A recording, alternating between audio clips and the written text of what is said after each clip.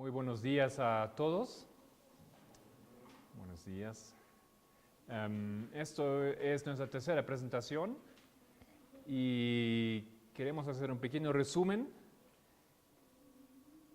antes de entrar a la parte de hoy en día. No obstante, como siempre, una vez más quiero invitarles para que oremos juntos, para que el Señor nos bendiga en esta hora.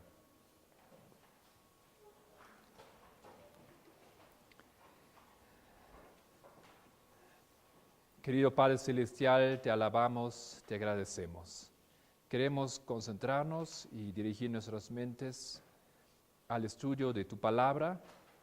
Para ello necesitamos que nos ayudes mediante el Espíritu Santo, que guíe a sus hijos a la comprensión de las cosas que están escritas en la Santa Escritura. Querido Padre, esté con nosotros para que podamos comprender las cosas que tal vez nos parecen difíciles y nuestras mentes capten el mensaje que tú estás dando y que tú has estado dando a este pueblo desde hace mucho tiempo ya. En el nombre de Jesús también quiero pedir que diriges mis palabras, que hablo de acuerdo a tu voluntad y que también la parte técnica sea protegida para que todo se pueda grabar bien y sea a beneficio de otros más. En el nombre de Jesús, amén.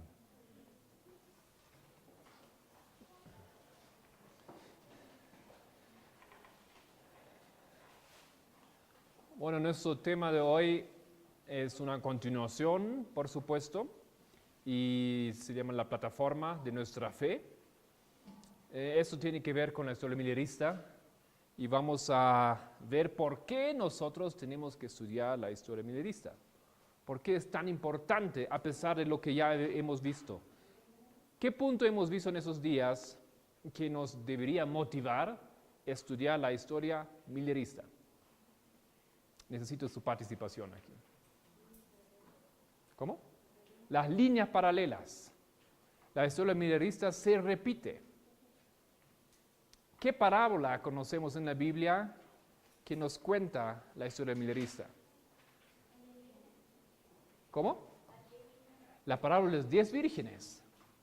¿Y qué dice Elena White de esa parábola, de las 10 vírgenes?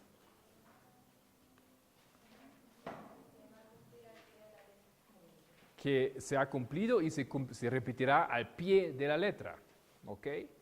Entonces aquí ya tenemos algunos puntos que nos dan información y nos dan motivación para estudiar esta historia.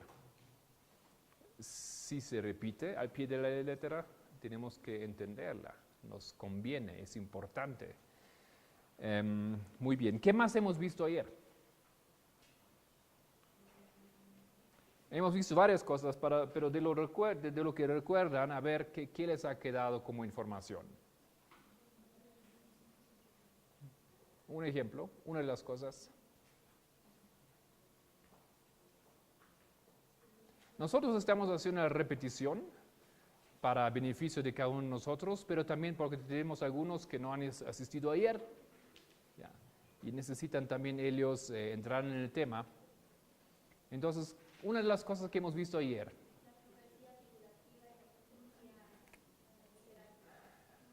La interpretación de profecía. Hay dos técnicas. La primera, ¿cómo dijiste? Interpretar profecía de forma literal. La segunda, interpretar profecía de forma figurativa. Muchas gracias. Figurativo. Otra persona, ¿quién puede explicar qué significa interpretar profecía literalmente? ¿Qué significa interpretar profecía literalmente? ¿Cómo?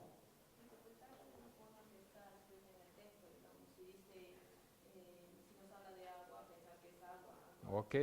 Interpretar las palabras de la profecía tomándolas tal cual como están escritos. Si habla de agua, entonces que habla de agua literal. ¿Ya?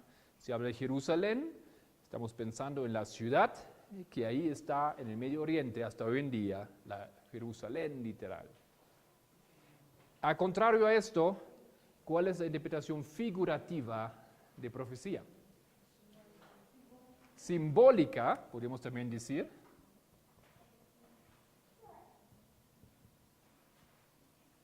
Entonces, agua sería ¿qué? Puede ser gente, pueblos, muchedumbres. ¿Qué más puede ser agua en la Biblia? La palabra de Dios. ¿Qué más puede ser? La lluvia, el Espíritu Santo. Entonces, en la interpretación figurativa se nos abren muchas posibilidades y luego tenemos que ver por el contexto cuál se tiene que aplicar. Jerusalén, ¿qué vendría a ser entonces, figurativamente?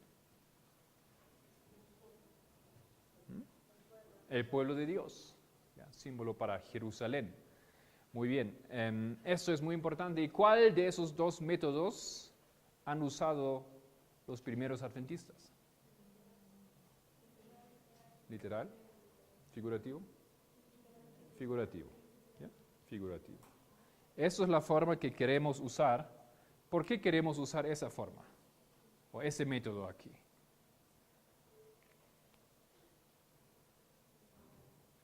¿Por qué necesitamos entender profecía figurativamente y no literalmente? ¿Quién es nuestro maestro en todas las cosas? Jesucristo. ¿Y qué método usó Cristo? ¿Este o este? Figurativo. Un ejemplo, ¿dónde? La parábola de todas las parábolas. ¿Ya? ¿Qué hemos dicho ayer? ¿Qué parábola o qué cuento hemos dado como ejemplo? Ya, pero ahí no hemos visto cómo que Jesús lo interpreta, ¿no? Trigo y la cizaña. Ok, nosotros ya lo hemos aplicado, pero un ejemplo donde Cristo nos muestra cómo Él interpreta.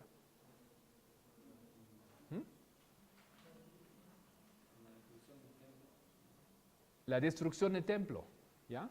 Exactamente, donde Él dice, no estamos hablando del templo verdadero de piedras, sino estamos hablando de mi cuerpo. Él hace una interpretación figurativa de profecía. Otro ejemplo que he mencionado, cuando Él dice, tienen que comer mi carne y beber mi sangre. Y la gente se ofende, pero Él dice, claro, no hablo de carne, sangre, no hablo de mi cuerpo, hablo del sentido figurativo de esas cosas. Muy bien, muy importante, eso vamos a tener que recordar y aplicar. ¿Qué más hemos visto ayer?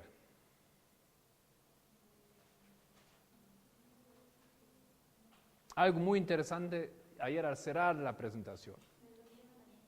Los 10 mandamientos. ¿Qué hemos visto con los 10 mandamientos?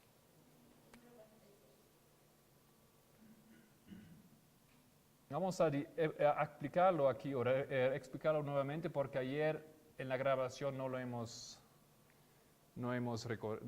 grabado esto. Los 10 mandamientos, ¿cuántas leyes tienen en la primera tabla? ¿Y por qué tiene 4 leyes aquí?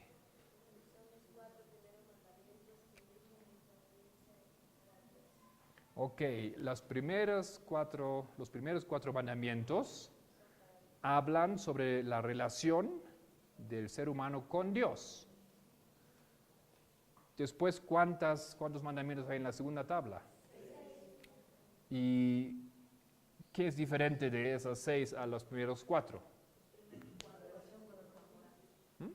Esos arreglan o hablan de relación del hombre con el hombre, ¿ya? Hombre Dios, hombre hombre. Muy bien. ¿Y qué es de interesante aquí de esos dos números, 4, 6, podríamos decir 46?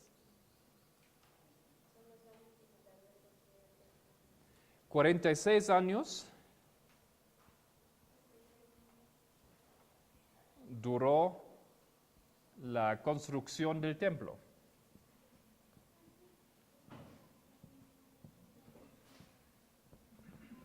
¿Cómo sabemos eso? ¿Cuál fue el texto que hemos visto? ¿Qué texto hemos leído donde dice eso? ¿Dónde estaba el texto? ¿Ah? ¿No? Ese fue otro texto. San Juan, capítulo 2 y 18 al 22. Ya. Esto fue un texto que habla de 46 años. ¿Y hemos visto otro texto? Éxodo 24, los últimos versículos, ¿no? Y habla también de 46 años allá.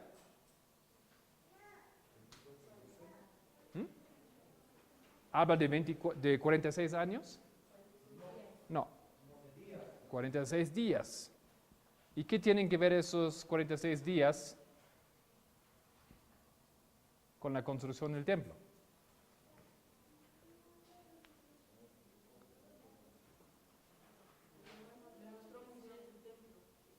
Ok, Moisés fue al monte, a ese monte fue y se quedó en total 46 días en el monte.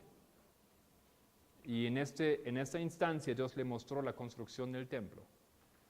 Entonces hemos visto que los 46 son un símbolo de la construcción del templo de Dios. Los mandamientos son el fundamento del templo de Dios y son guardadas. ¿Dónde son guardados los 10 mandamientos? En el arca del pacto. ¿Dónde queda el arca del pacto? En el lugar santísimo del templo o del santuario. Okay. Una fecha más hemos visto de 46.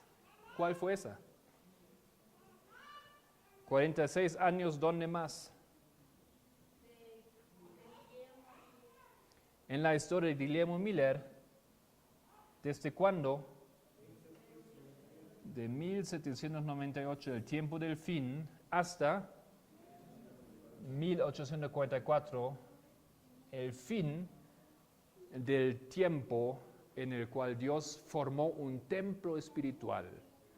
¿Cómo se llama ese tiempo espiritual que fue formado en 1844? El movimiento millerista, o como si denominamos el resultado. Israel espiritual, el templo espiritual, ¿ya?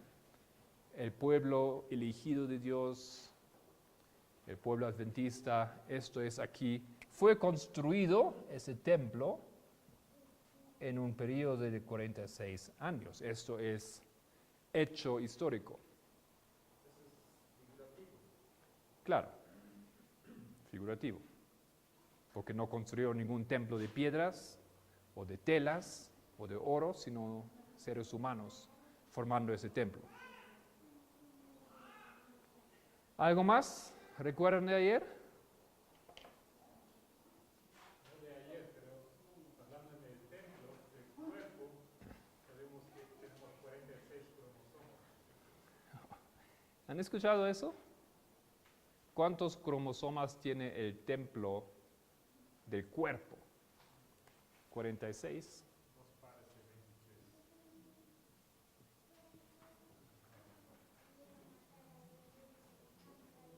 Cromosomas. La Biblia nos enseña que nuestro cuerpo es el templo. Y este cuerpo, este templo, es construido por 46 cromosomas. ¿Casualidad?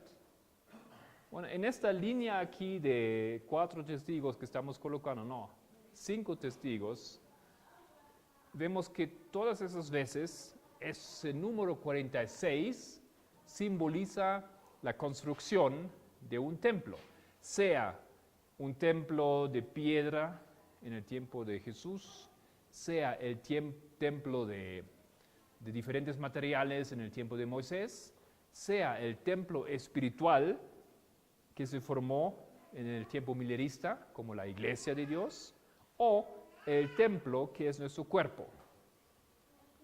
Muy bien. Muchas gracias. ¿Algo más? Bueno. Bueno, más cosas hemos dicho, pero eso fueron así las informaciones básicas tal vez, o más importantes, o más interesantes que recordamos. Entonces vamos a continuar ahora con la plataforma de nuestra fe y queremos abrir la primera cita. La fe establecida del cuerpo. Esto es una cita de Primeros Escritos. Si alguien lo tiene a mano, también lo puede leer. Primeros Escritos, página 258 en adelante. Y aquí Elena White relata historia millerista. Nosotros hoy en día queremos entrar más en los detalles de la historia millerista aquí. Queremos comprender esa historia, porque esa historia se repite al pie de la letra. Y vamos a dar más argumentos por qué necesitamos comprender esa historia. Esa historia es así como si ustedes estuvieran preguntando a sus padres, ¿cómo fue donde ustedes vivieron? ¿Cómo fue aquel tiempo? ¿Qué ha dicho la abuelita? ¿Qué trabajaba el abuelo? Preguntando la historia del comienzo, los antecedentes, lo de antes. ¿Okay? A mí me gustaba siempre mucho escuchar las historias de mi papá, cuando vivía en la playa en Perú, cuando era joven y vivía ahí en las áreas de La Paz, cuando fueron de vacaciones con sus hermanas y sus papás. Son para mí historias interesantes, yo quería saber. O de mi otro abuelo, que vivía en el tiempo de Adolfo Hitler. ¿Cómo fue? ¿Qué hiciste en aquel tiempo? Esas son cosas interesantes porque yo vengo de esto. Ya, esto es mi pasado, en cierta manera, antepasados. Y nosotros no sabemos casi nada de nuestros antepasados espirituales.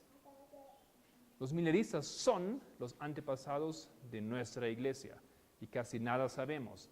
Ayer recordábamos más o menos quién era Guillermo Miller, un pionero, el pionero principal, el que abrió el camino, y ahora queremos estudiar esto.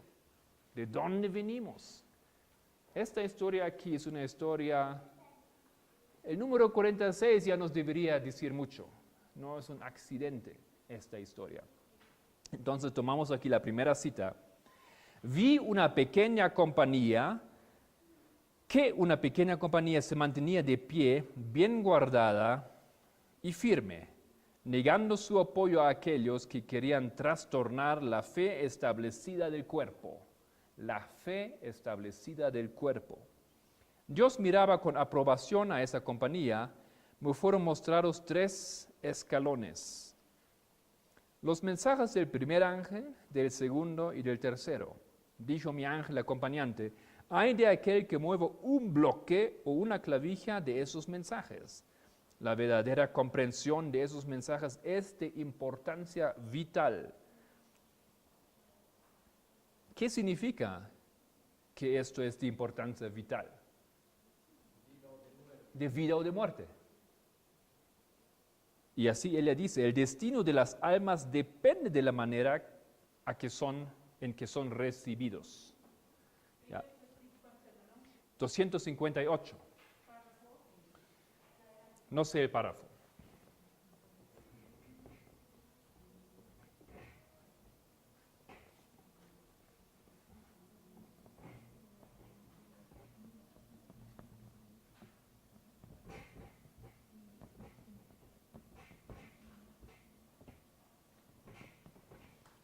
Muy bien. ¿Cuántos escalones ha visto Elia? 1, 2, 3. ¿Cuál fue el primer escalón? Primer mensaje angelical. El segundo mensaje angelical. El tercer mensaje angelical. ¿Por qué ella lo describe como escalones?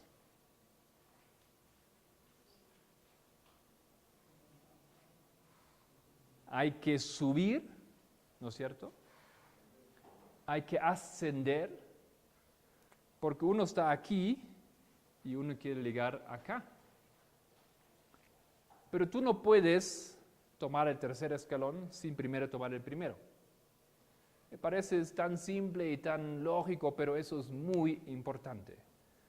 Los escalones tienen una secuencia. El primero viene primero, el segundo segundo. Y eso no es accidente. Ya vamos a ver en esos días, y Gabriel también va a aportar más sobre ese tema, cuáles son esos escalones, qué son las mensajes angelicales 1 al 3. Ahora, ¿por qué nosotros necesitamos entender eso? ¿Qué dice Elia? Son de importancia vital. ¿Ya? ¿Ustedes creen que nuestra vida depende de comprender esto aquí? Bueno, tal vez no lo creemos, no lo sabemos, nunca lo hemos escuchado, pero eso es lo que ella dice. Otra vez, dijo mi ángel acompañante, ay de aquel que mueve un bloque o una clavija de esos mensajes. ¿Qué significa mover un bloque o una clavija? Cambiar un poquito, ¿no es cierto? ¿Qué pasa si yo hago esto aquí? Si yo muevo un bloque. Va a ser más difícil escalar, ¿no es cierto? Me puedo caer. Así tan simple es la cosa. O parece que tengo 1, 2, 3, 4 y una confusión de cosas. Eso es lo que le quiere explicar. Tú no puedes mover nada. ¿Qué pasa si tú sacas un bloque de aquí? ¿Qué pasa?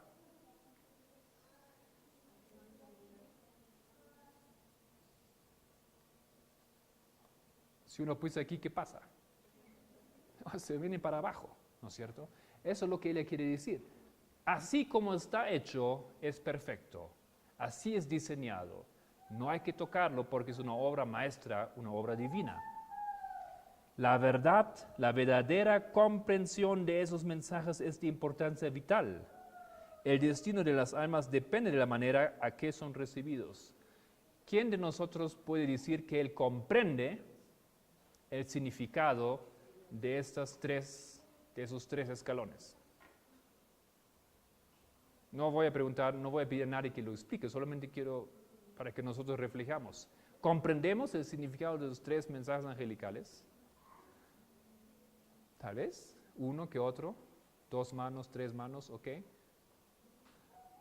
Es de importancia vital, pero qué bien que tenemos el tiempo todavía, la gracia de Dios, de estudiarlo juntos. Estamos aquí para aprender eso. Y yo creo que para eso también ustedes han venido a un seminario de profecía. Son esas las cosas que necesitamos comprender. Esta cita continúa. Siguiente página, por favor. Nuevamente se me hizo recorrer esos mensajes y vi a cuán alto precio había obtenido su experiencia el pueblo de Dios. La obtuvo por mucho padecimiento y severo conflicto. Dios lo había conducido paso a paso. ¿Por qué paso a paso? Esto es aquí paso a paso, ¿no es cierto? Un mensaje después de otro.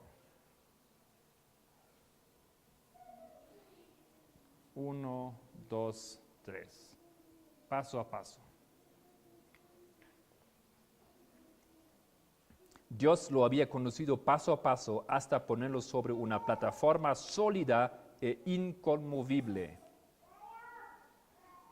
Y eso es lo que queremos estudiar hoy un poco. ¿Qué es esa plataforma que fue colocada de manera duradera, muy estable, inconmovible? Vi a ciertas personas acercarse a la plataforma y examinar su fundamento. Algunos subieron inmediatamente a ella con regocijo. Otros comenzaron a encontrar defectos en el fundamento. ¿De qué fundamento habla ella aquí? Interpretando ahora de manera literal o espiritual, eso depende de ustedes. ¿De qué fundamento ella habla?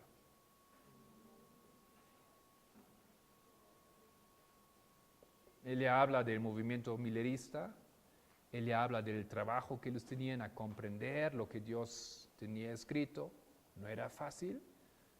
que ellos comprendieron los 3 mensajes y teniendo comprendido eso, ellos estaban sobre una plataforma. ¿Qué plataforma? ¿Qué fundamento? Fundamento espiritual, de las convicciones de la fe. ¿Ok? Las creencias que Dios tenía que corregir, que estaban establecidas por siglos, pero que se habían mezclado con falsas doctrinas, Dios tenía que corregir y otra vez hacer un fundamento firme y sólido. Pero ¿qué pasó con el tiempo? ¿Qué pasa con ese fundamento? ¿Les gustó a todo el mundo? Ellos empezaron a mirar, mira ese fundamento, aquí tiene una raya. Hay que echar más cemento. El color no me gusta para nada, vamos a pintarlo verde y blanco. ¿Ya? Sí, dicen algunos. Esas cosas empezaron a remover piedras. No, ese material no parece muy duradero, vamos a poner otro material. Y esto es lo que pasó con el tiempo. Y ahí estamos hoy en día, ¿ya? Que su fundamento fue cambiado, aquí sacado cosas, aquí sacado una piedrita, aquí colocado otra piedra que tiene esa forma más bonita tal vez. Y tenemos un fundamento que ya no es sólido, que ya no es tan perfecto, pero el ser humano lo ve así y piensa que es mejor. Y eso es el problema. Nosotros hoy en día, en nuestra generación, estamos en un fundamento que ya no es perfecto como en aquel tiempo que fue colocado. Continuamos. Otros comenzaron a encontrar defectos en el fundamento, querían que se hiciesen mejoras. Entonces la plataforma sería más perfecta y la gente mucho más feliz. Algunos se bajaban de la plataforma para experimentar, examinarla y declaraban que estaba mal colocado. Siguiente. Pero vi que casi todos permanecían firmes sobre la plataforma y exhortaban a quienes habían bajado de ella a que cesasen sus quejas, porque Dios era el artífice maestro. Y ellos estaban combatiendo contra él. Relataban la obra maravillosa hecha por Dios, que los había conducido a la plataforma firme. Y al unísono alzaban los ojos al cielo y con voz fuerte glorificaban a Dios. Esto afectaba a algunos de los que se habían quejado y dejando la plataforma, y estos con aspecto humilde volvían a subir a ella. Pequeña pregunta aquí a la técnica. ¿Cuándo comenzamos?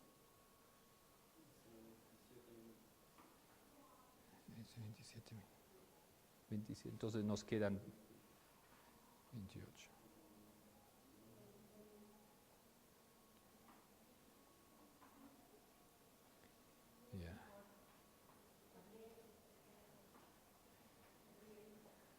Muy bien. Claro, ahora todavía queda un poco la pregunta, porque él no lo dice explícitamente, ¿qué es la plataforma ahora de la cual estamos hablando? ¿A qué se refiere Elena White específicamente con esa plataforma? ¿Okay? Hemos visto que tiene que ver con los 3 mensajes angelicales, pero vamos a ver la siguiente cita, donde ella nos va a explicar la plataforma. Ustedes que están ahí atrás, ¿ustedes pueden leer esto más o menos? ¿Se ve? ¿Ya? Ok. La plataforma. Que Dios le ayude a recibir las palabras que he hablado. Esto es un texto de la revista Review and Herald, 14 de abril 1903. Que Dios le ayude a recibir las palabras que he hablado, que aquellos que permanecen como atalayas sobre los muros de Sión sean hombres que puedan ver los peligros delante del pueblo, hombres que puedan distinguir entre la verdad y el error, la justicia y la injusticia. La advertencia ha llegado. Nada se debe permitir entrar que altere la plataforma de la fe sobre la cual hemos edificado desde que el mensaje vino en 1852, 1853 y 1854. ¿Qué significa eso? ¿Cuándo fue colocada la plataforma? Aquí ya tenemos un primer indicio que la plataforma fue colocada en ese periodo, 42 hasta 1844. Una vez más vamos a corregir, porque queremos una plataforma segura y perfecta. Continuemos y vamos a volver a esa parte. Estaba en el mensaje, ella estaba en el mensaje, y desde entonces he estado de pie delante del mundo, fiel a la luz que Dios nos ha dado. No proponemos quitar los pies de la plataforma en la cual fueron colocados mientras día por día buscábamos al Señor con oración sincera, buscando luz. ¿Piensa usted que yo pudiera abandonar la luz que Dios me ha dado? Debe ser como la roca de la eternidad, me ha guiado desde que me fue dada. Gracias. Entonces, Elena White relata que en su experiencia, en el movimiento millerista en esos tiempos, ellos tenían que pasar por un proceso duro, pero en ese proceso, por lo que ellos entendieron, se estableció la plataforma. Ahora fíjense, ¿quién recuerda el texto que hemos leído aquí en esta mañana para iniciar la presentación, antes de la presentación? Habacuc, capítulo, vamos a ir ahí otra vez, 2:1-2, porque aquí tenemos una conexión con ese texto. Habacuc, capítulo 2, versículo 1.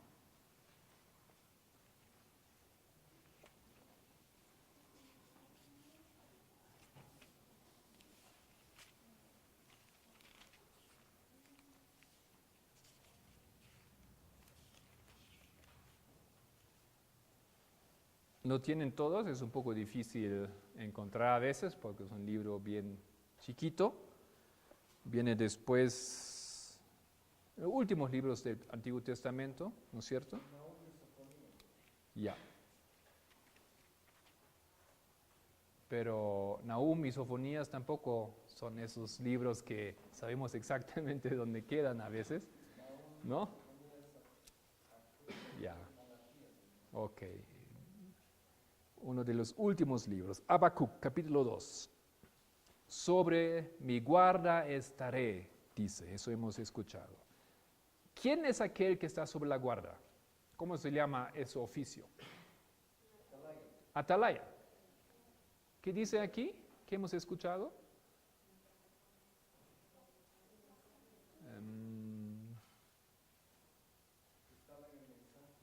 El texto anterior, ¿puede ponerle la...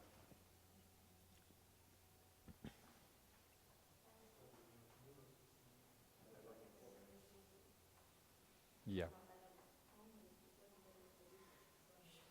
Ok. Que Dios le ayude a recibir las palabras que he hablado. Que aquellos que permanecen como atalayas sobre los muros de Sión sean hombres que puedan ver los peligros delante del pueblo. Entonces, esto es el trabajo de la atalaya. ¿Sobre dónde está colocado la atalaya? Bueno, digamos aquí, así una torre, ¿no? Antes construían en el muro, se colocaban aquí torres, y aquí arriba está la atalaya. ¿Y qué hace la atalaya?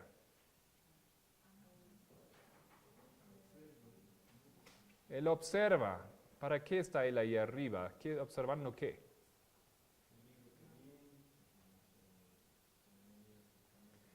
Exactamente. Básicamente, el atalaya tiene esa función de mirar lejos si se acerca un peligro. ¿Ya? Porque el pueblo, ¿dónde está el pueblo? El pueblo no estaba siempre dentro de la ciudad. La ciudad antiguamente es una fortaleza donde uno se puede huir en situaciones de emergencia, pero no todo el tiempo uno trabajaba adentro, porque adentro no había campos, ¿no es cierto? No había mucho espacio. Entonces el pueblo básicamente está afuera, trabajando, caminando, comprando, haciendo sus tareas. Y el pueblo, por supuesto, de ahí abajo, en sus lugares, no ve el peligro que se acercaba. Entonces, ¿qué hace el atalaya cuando él ve que se viene un peligro? ¿Cómo lo anuncia? Bueno, eso es la simbología de la Biblia, ¿no? Él toca la trompeta y él anuncia, él avisa al pueblo: apúrense, regrésense, entren todos a la ciudad, vamos a cerrar los portones, aquí adentro vamos a estar seguros. Si tú trabajas en el campo, ¿qué tienes que hacer? Apurar, ¿no? Sacar tus cosas si puedes o no dejar y meterte a la ciudad.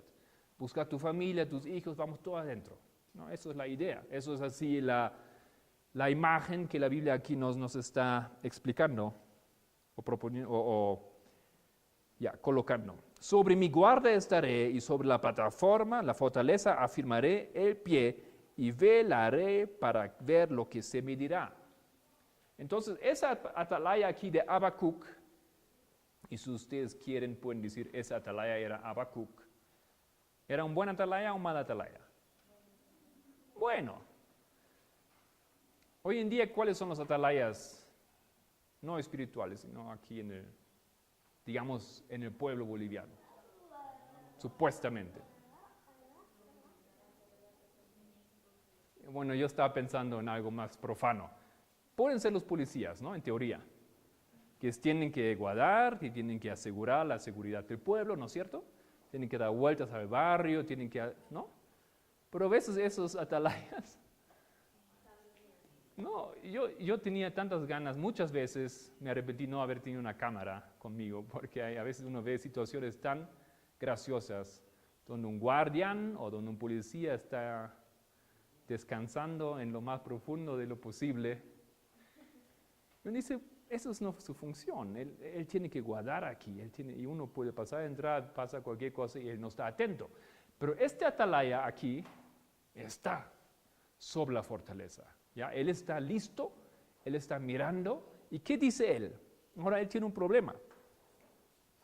Y velaré para ver lo que se me dirá y qué he de responder tocante a mi queja. Tenemos un pequeño problema aquí en la traducción. Por si acaso alguien tiene la Biblia con los comentarios de Elena White, la Biblia de estudio. ¿Tienes ahí? A ver, ¿puedes leer tú, por favor, cómo se traduce? Habacuc, capítulo 2, versículo 1, porque en esas Biblias, no sé qué versión tienes, se usa otra traducción. Yo estoy usando aquí la traducción más común en español, la Reina Valera, 1960, así se abrevia. Pero también en esa Biblia yo he visto que se usa la Reina Valera Gómez, que es una corrección o una adaptación de la Reina Valera por un teólogo que se llama Gómez, que vive en México, y lo ha adaptado un poco más cerca a la King James del inglés. ¿Ya? Algunas cosas son mejores. Lee.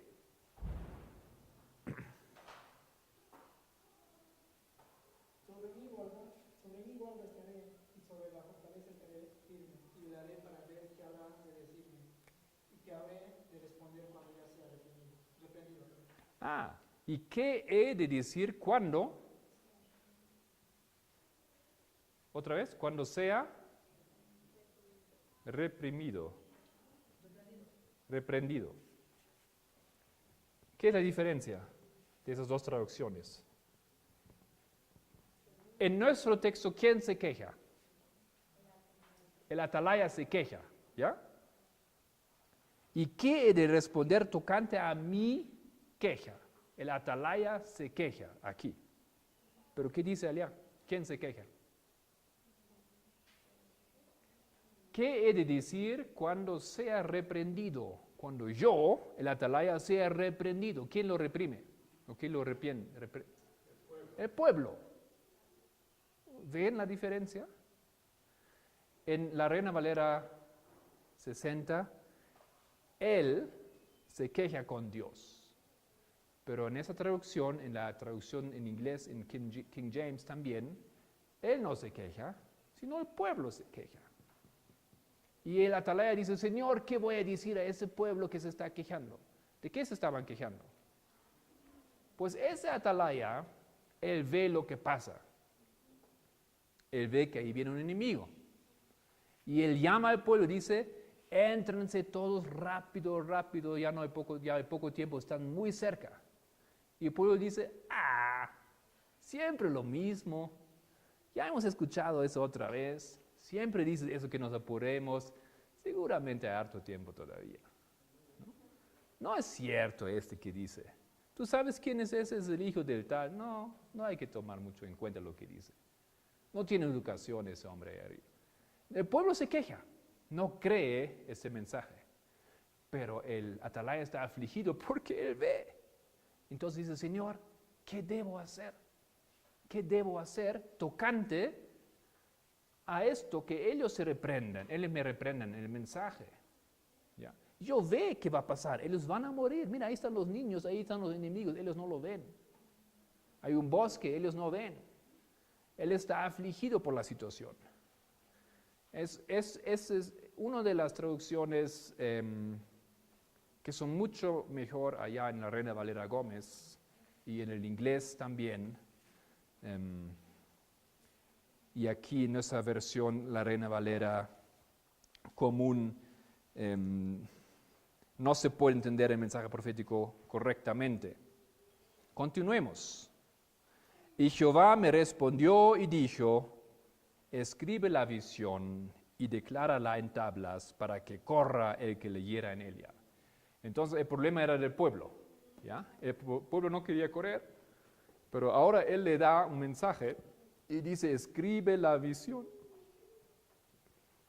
y declárala. Escribe lo que tú ves, ¿no es cierto? Y declárala en tablas.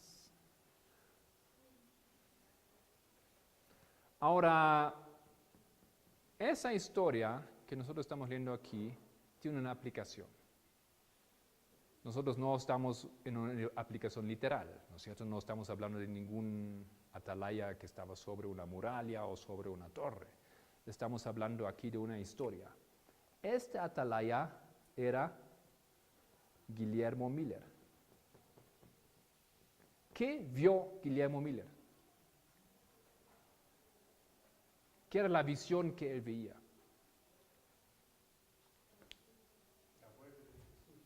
La vuelta de Jesús. ¿Qué significaba la vuelta de Jesús si uno no estaba preparado? La muerte, ¿ya? El juicio. Él veía que los 2300 tardes y mañanas comenzando 457 a.C., se estaban terminando. Él está aquí, el atalaya, y él avisa al pueblo protestante de su generación, y no lo creen. Entonces él dice, ¿qué debo hacer, Dios? Y Dios dice, declara la visión y escríbela en tablas. En esos días vamos a mostrar que los mileristas producieron una tabla donde ellos colocaron la visión, el mensaje profético, ¿ok? Pero todavía no estamos ahí.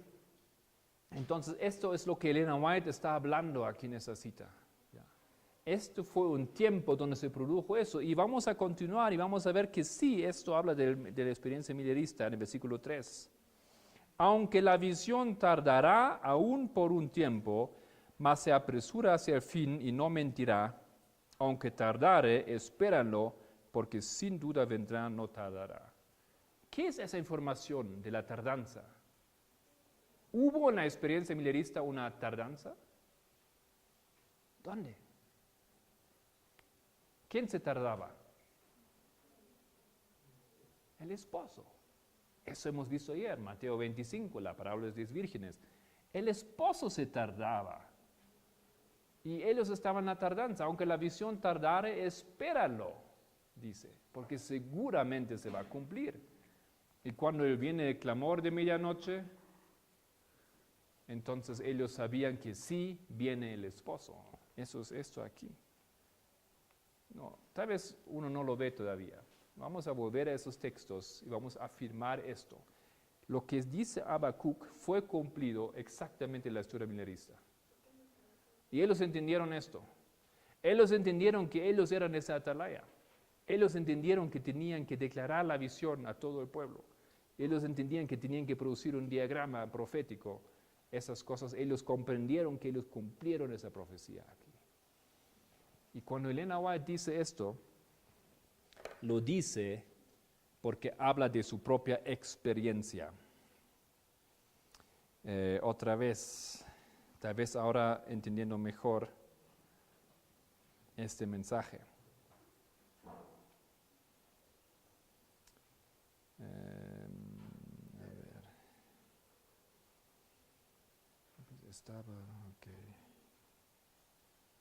Estaba en el mensaje y desde entonces he estado de pie delante del mundo, fiel a la luz que Dios nos ha dado. No proponemos quitar los pies de la plataforma en el cual fueron colocados mientras día por día buscábamos. ¿Ya han cambiado el texto? ¿Ah?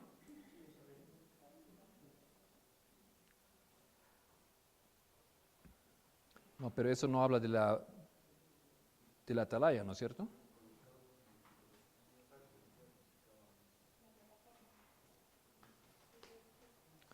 Estoy tal vez confundido aquí yo mismo.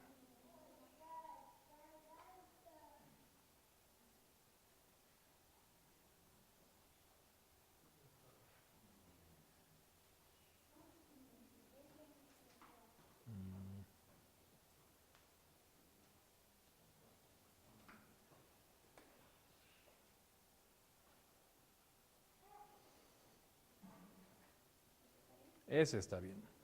Que Dios le ayude a recibir las palabras que he hablado, que aquellos que permanecen como atalayas sobre los muros de Sion sean hombres que pueden ver los peligros delante del pueblo, hombres que pueden distinguir entre la verdad y el error, la justicia y la injusticia. La advertencia ha llegado, nada se debe permitir entrar que altere la plataforma de la fe sobre la cual hemos edificado desde que el mensaje vino en 42, 43 y 44.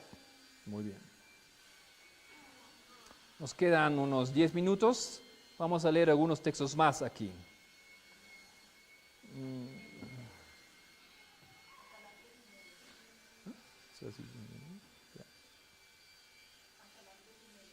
¿Sí? ¿Cuánto tiempo ya tenemos en el video? Nosotros vamos por la hora del video porque 1 hora nomás podemos grabar, sin complicaciones. ¿Ya? Siguiente texto, por favor. Siguiente. Ok. Dios no nos está dando un mensaje nuevo. Hemos de proclamar el mensaje que en 43 y 44 nos separó de las otras iglesias. ¡Wow! ¿Cómo es eso?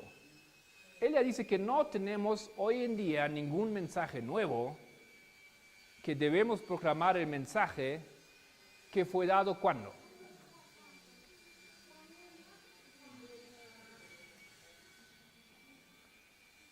¿1843? 1844. ¿Qué mensaje fue dado en 1843-44? ¿Por qué nosotros no sabemos esas cosas? ¿Ya? Eso es el fundamento de la plataforma de nuestra fe, estos mensajes. Nosotros no deberíamos tener un mensaje nuevo, pero nosotros tenemos un mensaje nuevo y tampoco tenemos este más. Desapareció este mensaje entre nosotros. Algo ha pasado en el pasado. Nosotros ya no sabemos cuál es el fundamento de nuestra fe. Es muy simple detectarlo. Porque dice ella, no, Dios no nos está dando un mensaje nuevo. Hemos de proclamar el mensaje que en 43 y 44 nos separó de las otras iglesias. Ahora, ella también dice que hay luz, que habrá luz nueva. ¿Alguien conoce esa cita? Que va a haber luz nueva, nueva luz. ¿Ya? Creo que nosotros sabemos esto. ¿Y eso está en contradicción con esto? ¿Cómo puede ser que ella dice que ha de haber nueva luz y al mismo tiempo le dice no hay un mensaje nuevo que debemos proclamar este mensaje? ¿Cómo podemos unir esas dos expresiones?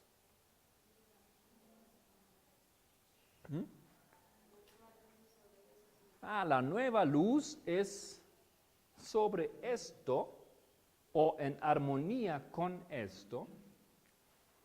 ¿Cómo se llama el tema en general que estamos presentando aquí? La repetición de la historia. Este mensaje que ha sido olvidado tiene que ser repetido porque la historia se repite, ¿ya? Y por eso es un mensaje nuevo para esa generación, pero en realidad es un mensaje antiguo, porque es una repetición.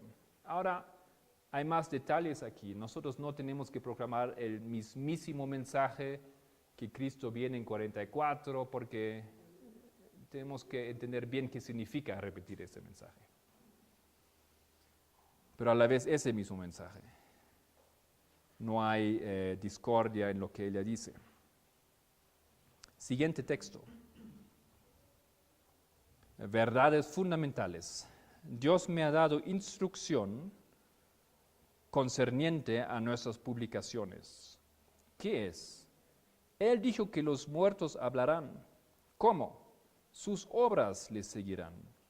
Debemos repetir las palabras de los pioneros en nuestra labor, quienes conocieron lo que costó buscar la verdad como tesoro escondido, y quienes trabajaron para colocar los cimientos de nuestra obra. ¿Quién colocó los cimientos de nuestra obra? Los cimientos de nuestra fe. Los pioneros. ¿Cuándo lo hicieron? Pues en ese tiempo aquí. Y vamos a explicar por qué deberíamos hablar en realidad de 1840 hasta 1844. ¿Ya? Elena White también lo hace. Vamos a ver esto. Siguiente continuación de esa cita. Uno por uno, los pioneros están falleciendo. La palabra que se me ha dado es: permita que lo que estos hombres han escrito en el pasado sea reproducido. ¿Cuántos libros tenemos traducidos al español de Guillermo Miller? ¿Alguien trabajó aquí como un coautor alguna vez? ¿O alguien ha ido a una librería adventista? ¿Cuántos libros ahí se venden de Guillermo Miller? Oficialmente, hasta que yo sepa, nuestra iglesia no tradujo ninguno al español. ¿Ya? Ya, Elena White habla un poco, le dedica, en primeros escritos le dedica capítulos sobre él, ¿ya? Pero de él ha escrito mucho. ¿Por qué no hay nada?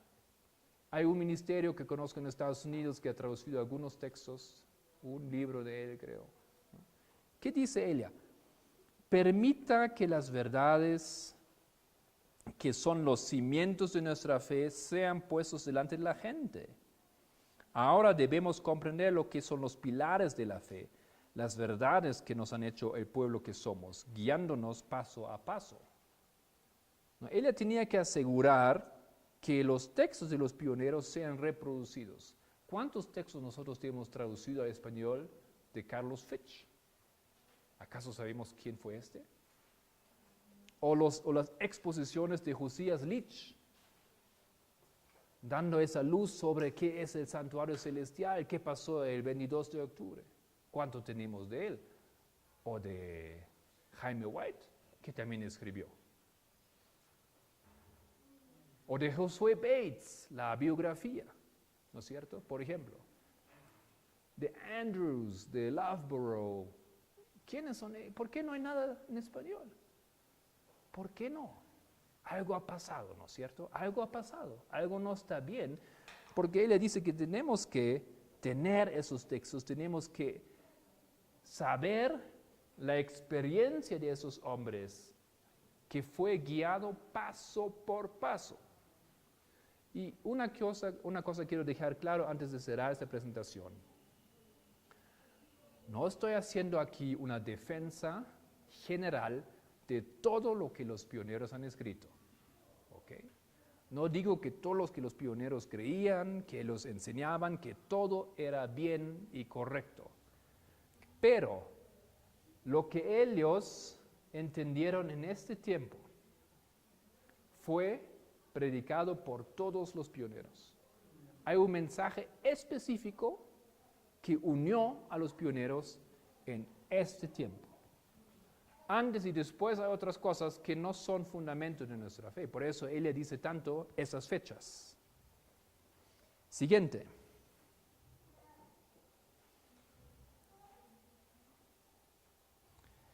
Dios nos pide que demos nuestro tiempo y esfuerzo al oficio de predicar al público los mensajes que conmovieron a los hombres y las mujeres en 1843 y 1844. Es también por eso que estamos haciendo este seminario. No tenemos nosotros hoy en día ni idea qué pasó en aquel tiempo. Deberíamos. ¿Ustedes están viendo eso? ¿Están comprendiendo la importancia? ¿Por qué deberíamos aprender esto? Elena White lo dice. Es el fundamento de nuestra fe. No tenemos ninguna idea. Y lamentablemente, como no hay mucho traducido al español, es muy difícil para nosotros, quien no habla otro idioma,